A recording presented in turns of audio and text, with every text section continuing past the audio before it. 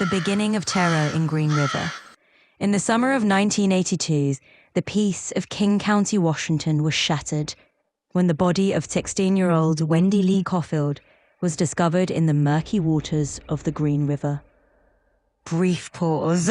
Over the following weeks and months, more bodies of young women were found in the same area. Another brief pause for effect. Most of the victims were marginalized. Runaways, sex workers, or homeless women, which made identification and investigation more difficult. Building tension, the killer strangled his victims and dumped their bodies in remote wooded areas or the river itself. As the number of victims grew, the media dubbed the unknown murderer the Green River Killer. And fear spread throughout the region. Pause to let it sink in, switching tone to a determined and hopeful one.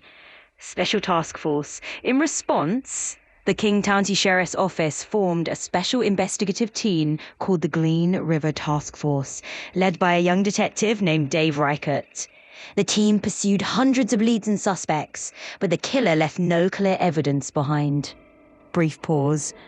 One early suspect was Gary Leon Ridgway, a truck painter with a calm demeanor and a seemingly normal life. More intensity, he was questioned in 1984 and even passed a polygraph test. With no solid evidence, he slipped through the cracks. Consulting Ted Bundy.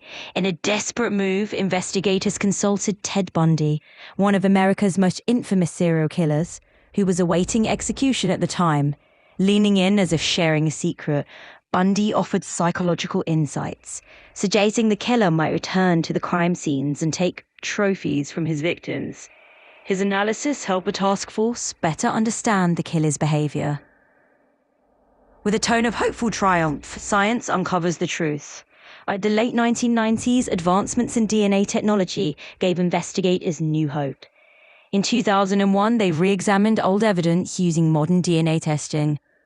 Pause for effect. Samples taken from 3 victims matched saliva collected from Ridgway back in 1987. The match was conclusive. The end of a 20-year hunt.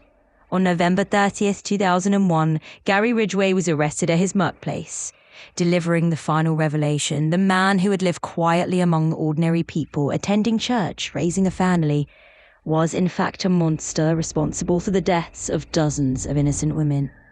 With a tone of somber relief.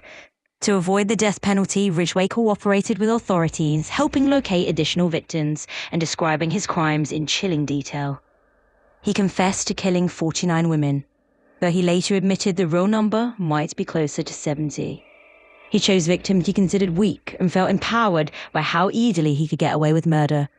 Ridgway was sentenced to 49 consecutive life sentences without the possibility of parole.